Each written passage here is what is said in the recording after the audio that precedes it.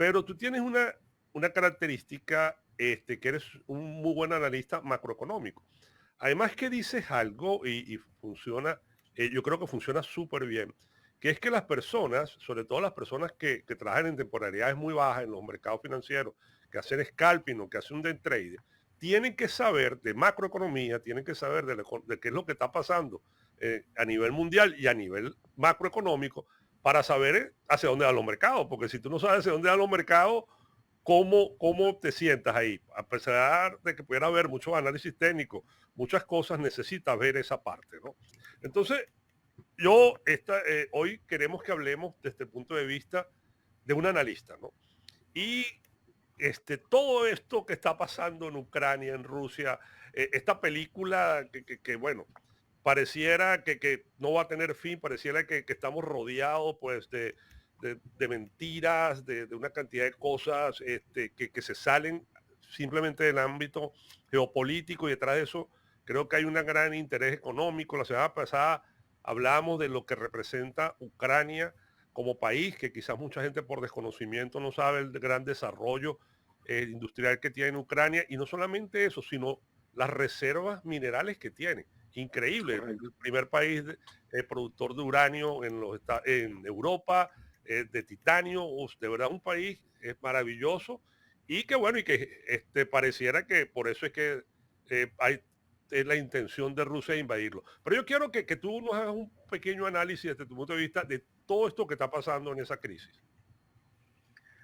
Bueno, antes quiero aclarar que el análisis mío viene en, y esto es una observación que me gusta hacer siempre, porque tenemos que tener en cuenta el papel que está jugando Estados Unidos en este tema de lo que se está desencadenando en Rusia y lo contraproducente que puede llegar a ser para para la política de Estados Unidos como tal, independientemente de cuál sea el plan que estemos llevando a cabo, sobre todo, y me estoy refiriendo puntualmente a todo esto de la renovación energética que está tratando de lanzar Estados Unidos. Es muy contraproducente incluso lo que está pasando con Rusia para esa misma renovación energética que está tratando de hacer Estados Unidos, porque Biden, cuando toma el poder en el 15 de enero, automáticamente cambia toda la política energética para favorecer un poco una aceleración hacia esta energía renovable, hasta esa transición de la energía renovable. Lo que trajo esto como consecuencia fue un aumento inmediato en los precios del crudo. Y este aumento inmediato en los precios del crudo impactó directamente de una forma muy agresiva en la inflación, porque como todos sabemos, los precios del crudo no solamente impactan lo que es la bomba de gasolina, sino también los costos de producción y demás. Estados Unidos desde el año 2006 traía una tendencia de importación de crudo cada vez de necesitar menos crudo del exterior.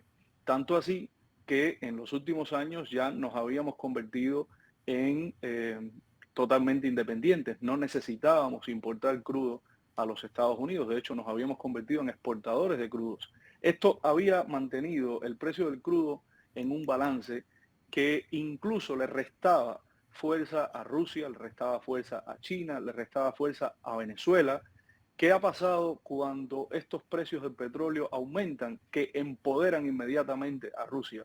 Ese poder que ejerce Rusia con los precios del petróleo, asociado al mismo tiempo también a Venezuela y a China, que se empiezan a favorecer de manera directa con este aumento de precios, pues lo que hace es que Rusia utiliza esa fuerza para ejercer poder sobre Europa, porque Rusia es el mayor abastecedor de petróleo de Europa. Y se une en un tiempo muy importante para Europa, porque viene el invierno en Europa, que es cuando las personas más necesidad tienen del crudo para poder mantener sus hogares calientes.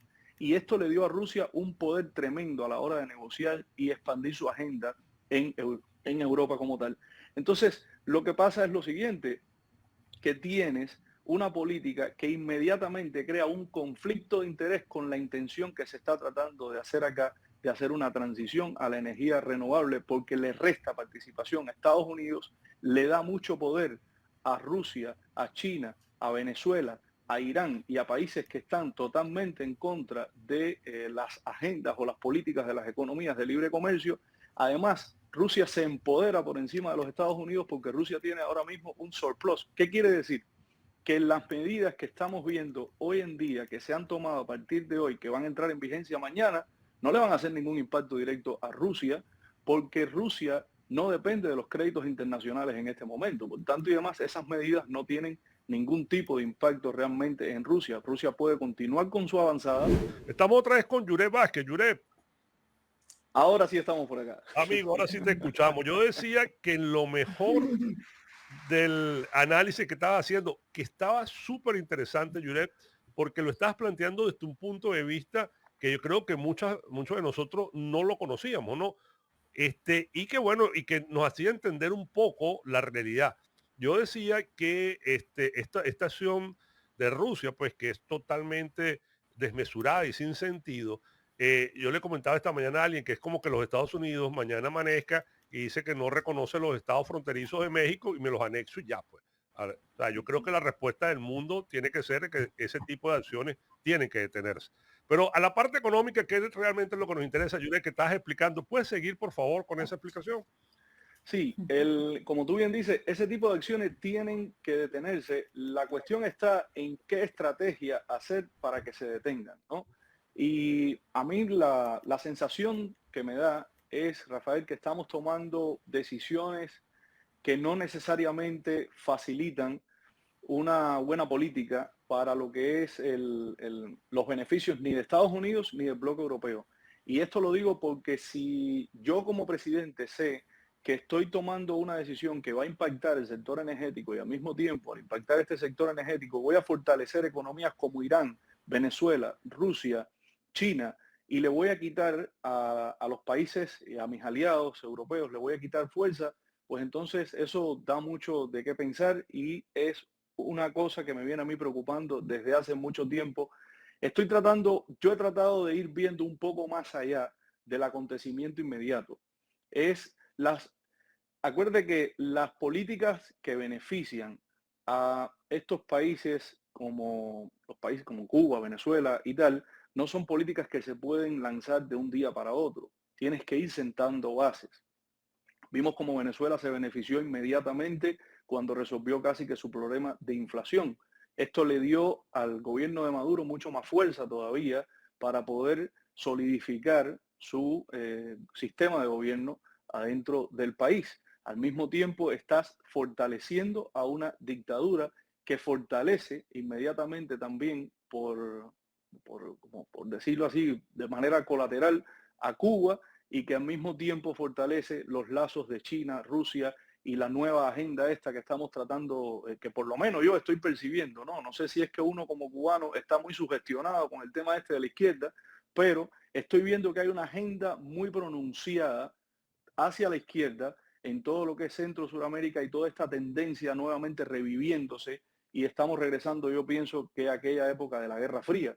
Entonces, a mí me preocupa mucho más allá de lo que es la economía inmediata y el impacto que pueda tener ahora inmediatamente, me preocupa mucho más allá qué tipo de política estamos estableciendo que está favoreciendo de alguna forma a la izquierda a nivel global y creando un desbalance para los aliados y para Estados Unidos como tal. Y eso para mí es la preocupación más fundamental que hay en todas las decisiones que se están tomando a cabo. ¿Por qué?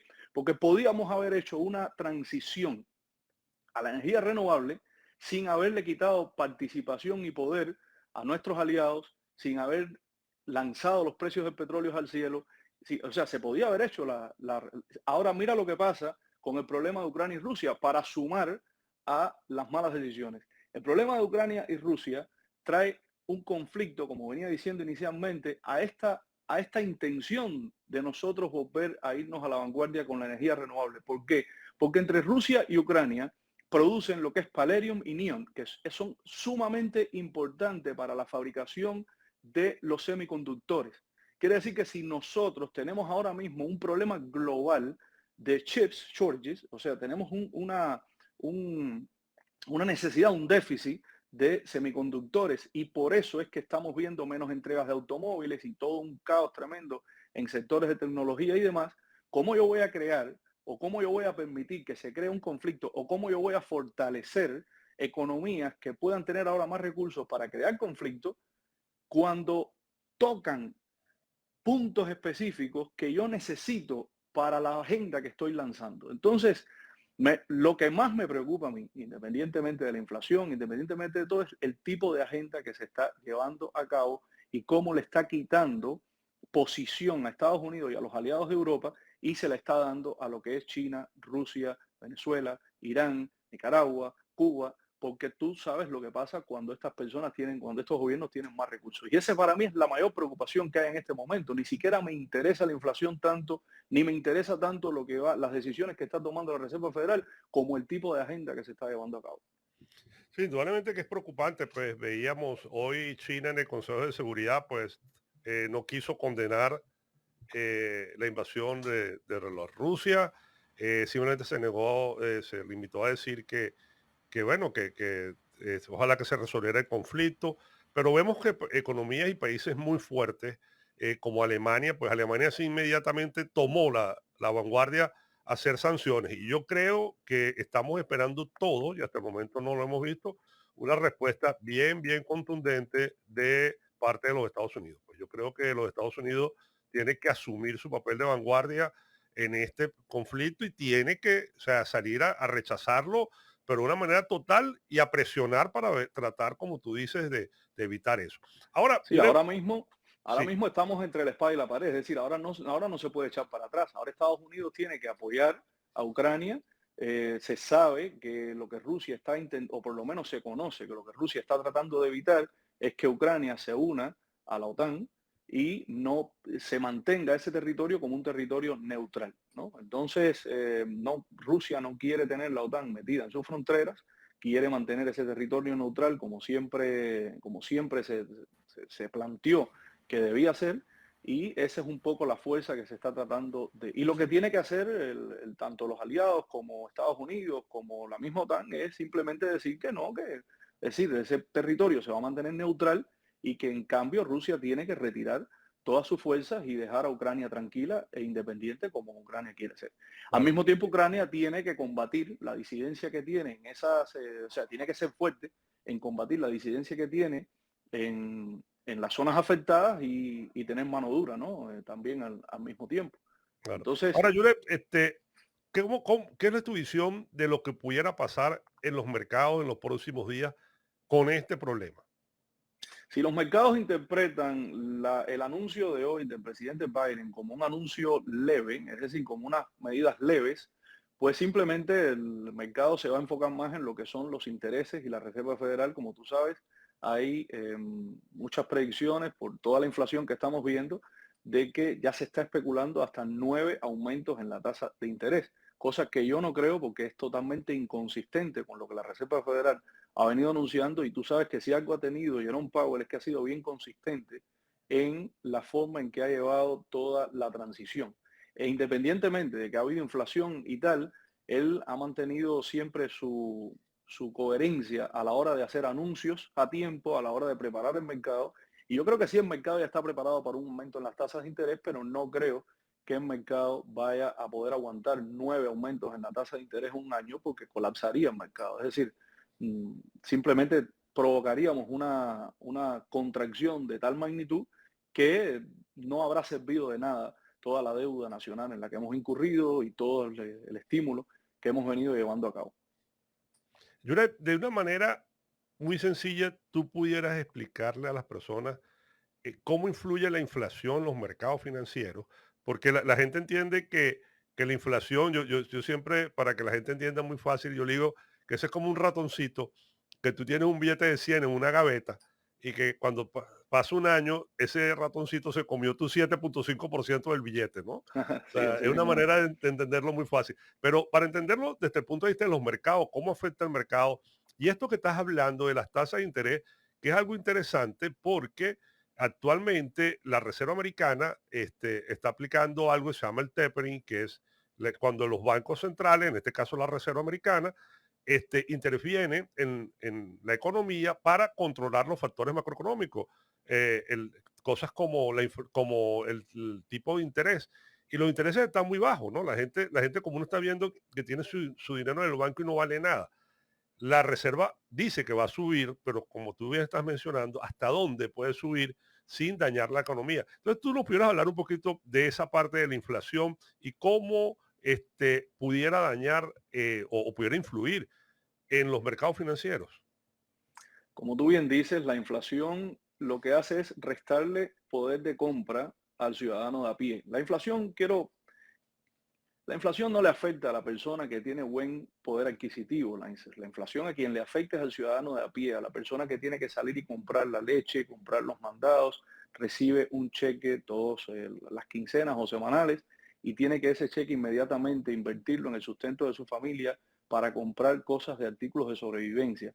A ese es al que verdaderamente le afecta la inflación. ¿Por qué?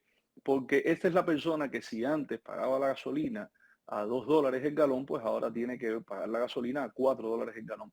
Esa es la persona que automáticamente al pagar la gasolina al doble del precio, pues ya se ve su bolsillo reducido, es decir, su poder de compra reducido un 50%. Esta es la persona que si tiene que comprar un galón de leche a $2 y de repente la inflación le sube $1.20 por ese galón de leche, ya esta persona entonces le impactó directamente y en esencia, si usted cobra $2.000 al mes y tiene una inflación de aproximadamente un 6 o un 7%, quiere decir que ahora usted, su valor real, el valor real del dinero, el poder de compra que le ofrece ese dinero, estamos hablando de $1.800. Usted ha perdido $200 ese mes para poder comprar más artículos de sustento para su familia y demás. Entonces, esa es la manera que la inflación afecta directamente al ciudadano de a pie. ¿Por qué digo que la inflación no afecta a las personas con mayores recursos? Porque las personas con mayores recursos saben qué tipo de mecanismos llevar a la práctica o inversiones llevar a la práctica para siempre llevarle un paso adelante a la inflación. Es decir, si hay productos que se benefician cuando la inflación aumenta, entonces las personas tienden a invertir en estos productos para poder compensar con la inflación. Pero eso no son las herramientas que tiene el ciudadano de a pie a la mano y ese es el que verdaderamente le afecta. La inflación también afecta en la forma que las compañías reportan sus ingresos, porque una mayor inflación tiene un impacto directo en el periodo de tiempo que la compañía logre hacer la transición para poder pasarle esos precios al consumidor.